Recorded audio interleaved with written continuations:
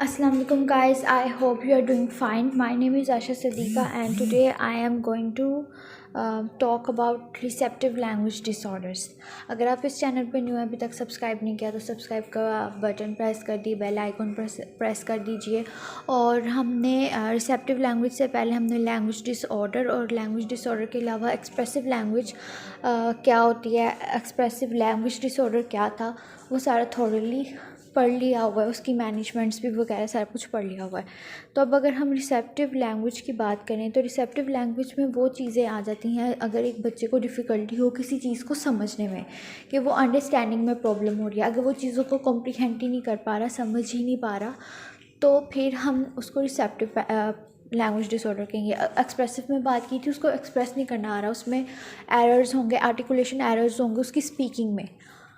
लेकिन रिसेप्टिव में लाइक कि अगर मैं उसको कह रही हूँ कप, तो उसको नहीं पता कि कप किधर है, वो ग्लास को बोल के कहते ये, कहूँगी कप, वो फिर मैं भी जग को पकड़ के ये, फिर मैं कहूँ कप, फिर जब तक मैं इशारा करके ना कहूँ कि ये मुझे दो, वो मुझे ना दे पाए, तो वो हो गई हमारे पास रिसेप्टिव लैंग्वेज डिसऑर्डर, कि उसको ये पता नहीं चल पा रहा कि मैं उससे मांग क्या चीज़ रही हूँ।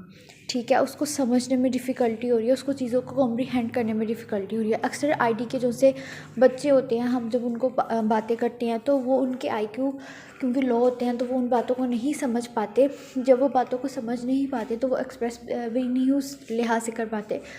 तो ये चीज़ जो सी है, फिर हम उसको लैंग्वेज डिसऑर्डर कहते हैं। लैंग्वेज डिसऑर्डर के आगे हमने दो टाइप्स पढ़ी, एक रिसेप्टिव होती है चीज़ों को समझना, अंडरस्टैंड करना, एक एक्सप्रेसिव होती है प्रोडक्शन में। ठीक है, प्रोडक्शन में या प्रोड्यूस करने में, प्रोनाउंस करने में अगर डिफ़िकल्टी हो। ठीक है, अब जब हम समझने की बात करें तो रिसेप्टिव है, उसके सिम्टम्स क्या होंगे, नॉट सीमिंग टू लिसन, की वो बंदा ऐसे है जैसे उसको कुछ, उससे कोई बात नहीं कर रहे या वो सुन ही नहीं रहा। ठीक है, और inability to understand complicated sentences, कि वो कॉम्प्लिकेटेड सेंटेंसेस नहीं समझ पाता। Inability to follow verbal instructions, कि जब अगर मैं उसको कह रही हूँ उठ के बैठ जाओ, तो वो प्रॉपर मेरी इंस्ट्रक्शंस को फॉलो नहीं कर पा रहा।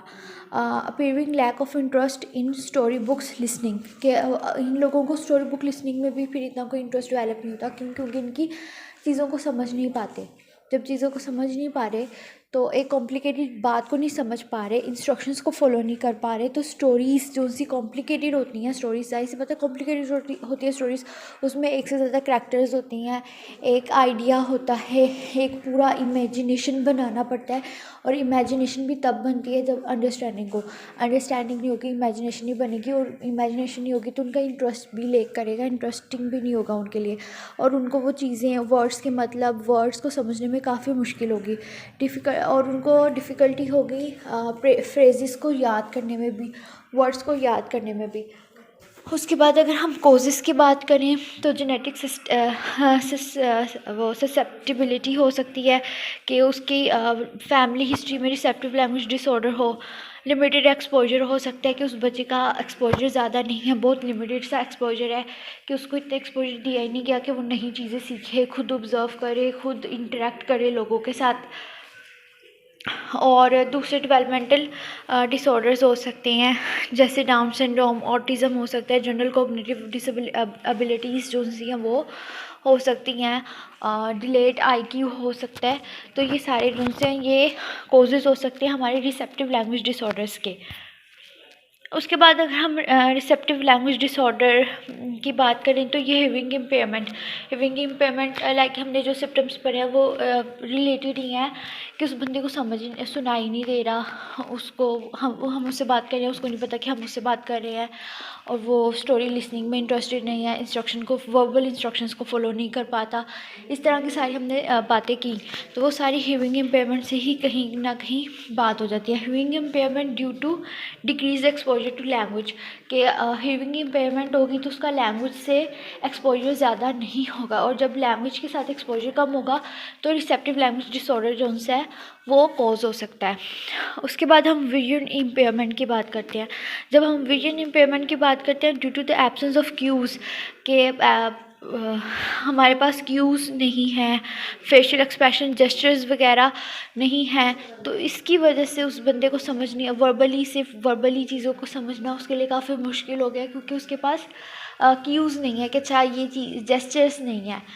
और अगर हम अटेंशन डिसऑर्डर्स की बात करते हैं तो ADHD में बाकायदा ये है सिम्पटम है अटेंशन डेफिशिएंट का, हाइपर एक्टिविटी इंटेंशन डेफिशिएंट में ये एक सिम्पटम है कि उस बंदे को से बात करते हैं तो वो बंदा ऐसे होता है अच्छा मुझसे कोई बात कर रहा है, टोटली वो इग्नोर कर रहा होता है, तो ये चीज़ भी है।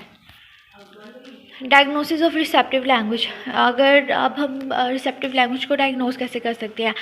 ऑप्टोमेट्रिस्ट, अगर ऑप्टोमेट्रिस्ट के पास जाएंगे फिर वो चेक करेगा अच्छा विजन इम्पेयरमेंट है कि नहीं है। अगर विजन टेस्ट क्लियर है इट्स मीन कि हम नेक्स्ट ऑडियोलॉजिस्ट के पास जाएंगे कि अच्छा हमारी ईयरिंग इम्पेयरमेंट या ईयरिंग प्रॉब्लम्स हैं। अगर सुनने की कोई भी प्रॉब्लम नहीं होगी तो फिर हम साइकोलॉजिस्ट के पास जाएंगे, बाकायदा असेसमेंट्स होंगी, हमारी कॉग्निटिव पैटर्न्स को डिस्कस किया जाएगा कि हमारी कॉग्निटिव एबिलिटीज़, हमारा IQ सब स्टेबल है।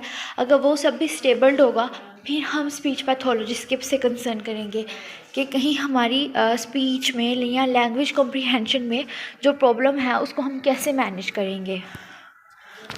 उसके अलावा इसकी जो हम ट्रीटमेंट प्लान ऐसे देखते हैं उसमें स्पीच लैंग्वेज थेरेपी यूज़ की जाती है कि एक एक करके उस बंदे को ग्रुप में या इंडिविजुअली एक एक चीज़ को सिखाया जाता है, रिपीटेडली बताया जाता है रिपीटेडली। हम उसको फैमिलीज़ के बारे में लाइक के जब हम नर्सरी के वन क्लास में थे तब वो मिस्टर असलम की सो कॉल्ड स्टोरी हमें सुनने मिलती थी। असलम साहब डॉक्टर हैं, वो डैड हैं, फादर हैं और मिसेस और सारा अली बहन भाई हैं। इस तरह एक पूरी फैमिली एक्सपोजर दिया जाता है, इनको कैसे प्रोनाउंस करना है, इनकी क्या ड्यूटीज़ हैं, इनके क्या रोल्स हैं। एक सोशल स्टडीज़ की बुक होती थी उसमें हम ये सब कुछ रीड करते थे बाकायदा। इसी तरह उस बंदे को भी एक एक चीज़ का अलग अलग से एक्सपोजर दिया जाता है, अच्छे से उसकी अंडरस्टैंडिंग करवाई जाती है, अच्छे से उसका एक प्रॉपर स्कीमा डेवलप किया जाता है कि ये चीज़ है, ऐसे ऐसे है, इसको ऐसे ऐसे करेंगे, ठीक है। Integration support at preschool और school in case of severe difficult and special education centres कि उसके प्रॉपर इंटीग्रेशन सपोर्ट्स उसको प्रोवाइड किए जाते हैं प्री स्कूल में भी, स्कूल में, स्पेशल एजुकेशन सेंटर्स में भी बाकायदा। और उसको साइकोलॉजिस्ट से रेफ़र किया जाता है, उसको स्पीच साइकोलॉजिस्ट या स्पीच पैथोलॉजिस्ट के पास रेफ़र किया जाता है ताकि उसकी स्पीच प्रॉब्लम जो सी एक प्रोफेशनल के हाथों एफिशिएंटली कवर हो सके। अब यहाँ पे एक केस स्टडी है।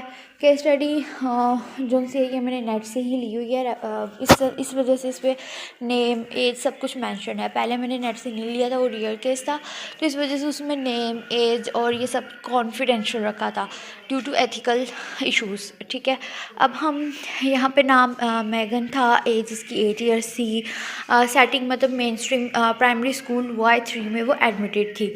अब उसकी जो नीड ऑफ एरियाज़ थे वो ये थे कि वो इंस्ट्रक्शंस जो उसको दिए जाते थे स्पोकन वर्बल इंस्ट्रक्शंस उसको फॉलो नहीं कर पाती थी।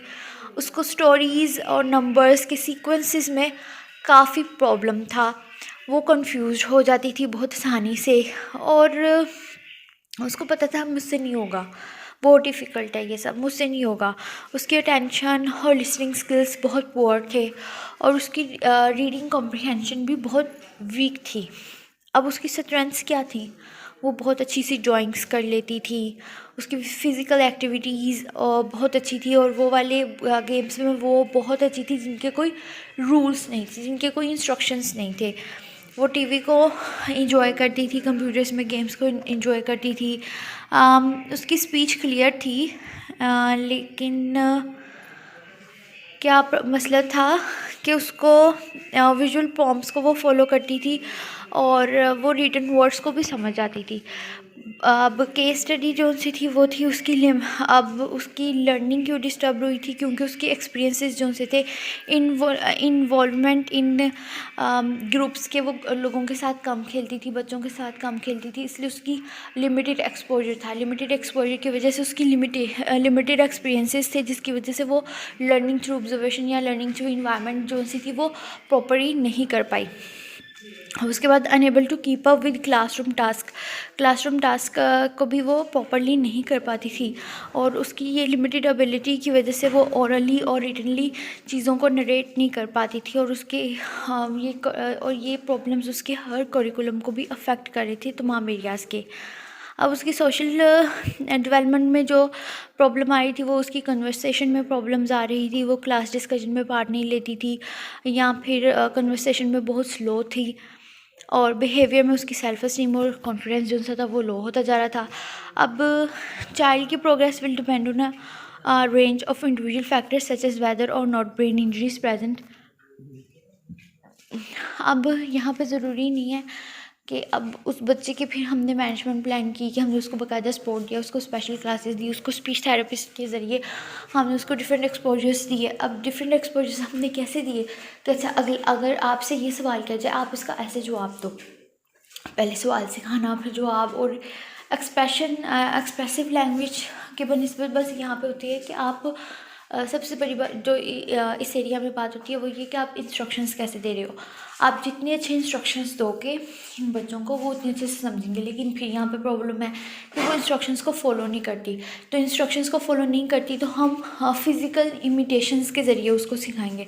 फिज़िकल इमिटेशंस मतलब फ़िज़िकल प्रॉम्प्ट वगैरह प्रोवाइड करेंगे, ठीक है। अब अगर आपको इसके अलावा कोई भी डिफ़िकल्टी होगी तो आप कमेंट में मैसेज करके या हमारे इंस्टा आईडी पे मैसेज करके कंसर्न कर सकती हैं। For the best of luck for the future, और आई होप कि आपको बहुत अच्छे से समझ आई हो।